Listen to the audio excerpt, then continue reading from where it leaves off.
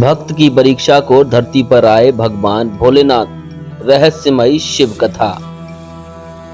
बात काशी के पास एक छोटे से गांव की है, जहां सुरभि नाम की एक महिला रहती थी। वह अत्यंत भक्ति भाव से भगवान भोलेनाथ की पूजा करती थी। उसका हर दिन भोलेनाथ के नाम से ही शुरू होता और उन्हीं के भजन से समाप्त हो जाता। एक दिन सुरभि के पति की सड़क हादसे में मृत्यु हो गई और बच्चा भी छत से गिरकर काल के गाल में चला गया और सुरभि अकेली रह गई।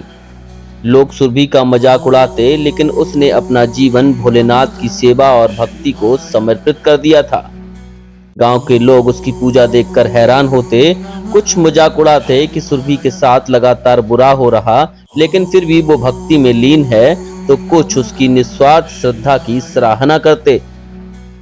सावन का महीना था। सुरभि रोज की तरह सुबह उठी, नदी से जल लाने गई, बेलपत्र और धतूरा एकत्रित किया और मंदिर में जाकर भगवान शिव पर जल चढ़ाया।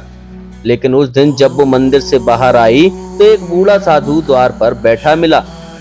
वो भूखा लग रहा था। साधु ने कहा, बेटा कुछ खाने को मिलेगा क्या? सुरभि बोली, प्रभु मेरे पास कुछ नहीं है, घर में बस थोड़ा सा आटा और कुछ हरी मिर्च है, परंतु जो भी है आपके लिए बना दूंगी। वो साधु को अपने साथ घर ले आई, चूल्हा जलाया और अपनी बची कुची सामग्री से रोटी बनाई। खुद भूखी रही पर साधु को खिलाया। साधु ने मुस्कुराते हुए कहा, बेटा तुम्हारे पास कुछ भी नहीं है, फिर भी भोलेनाथ की भक्ति में लीन रहती हो, तुम्हें क्या चाहिए? तो सुरभि ने कहा, मुझे केवल भगवान भोलेनाथ के दर्शन मात्र हो जाएं तो मेरा जीवन सफल हो जाए और यही मेरी आखिरी इच्छा है। साधु ने सुरभि से कहा, तेरी भक्ति सच्ची है बेटा, एक दिन जरूर तुझे भगवान भोलेनाथ दर्शन देंगे। साधु ने सुरभि से कहा, तेरी भक्ति सच्ची है बेटा, एक दिन जरूर तुझे भगवान भोलेनाथ दर्शन देंगे। साधु ने सुरभि से कहा कि तुम भगवान भोलेनाथ की 7 दिन तक व्रत रहकर पूजा करो और हर दिन भगवान को जल जरूर चढ़ाने जाना। इतना कहकर साधु घर से बाहर निकल गए। सुरभि ने भगवान भोलेनाथ की इच्छा मानकर व्रत स्वीकार कर लिया। पहले दिन सब ठीक था, दूसरे दिन बहुत तेज बारिश हुई और वो भीगती हुई मंदिर गई। तीसरे दिन बुखार हो गया, लेकिन फिर भी मंदिर पहुंची। चौथे दिन गांव वालों ने उसे पागल कहा और 5वें दिन पैरों में छाले पड़ गए, लेकिन फिर भी वह मंदिर गई।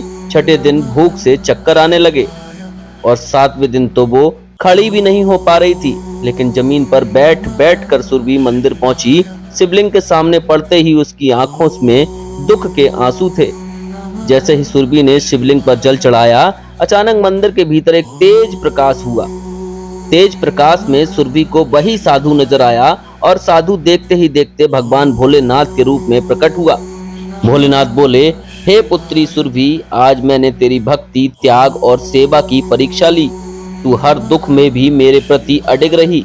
ऐसे वक्त बहुत दुर्लभ होते हैं।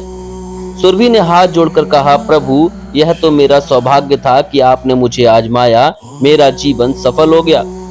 भोलेनाथ ने उसे आशीर्वाद दिया, तेरे घर में कभी अन्न की कमी नहीं होगी और जिसे भी तू दिल से आशीर्वाद देगी वो सफल होगा। उस दिन से गांव में सुरभि का सम्मान बढ़ा और उसे लोग शिव भक्तिन माता कहने लगे। शिव भक्तिन माता सुरभि के देहावसान के बाद गांव में शिव भक्तिन माता का मंदिर बना, जहां आज भी लोग पूजा अर्चना को जाते हैं और कहा जाता है कि शिव भक्तिन माता के मंदिर में जाने वाले की हर मनोकामना पूर्ण होती है।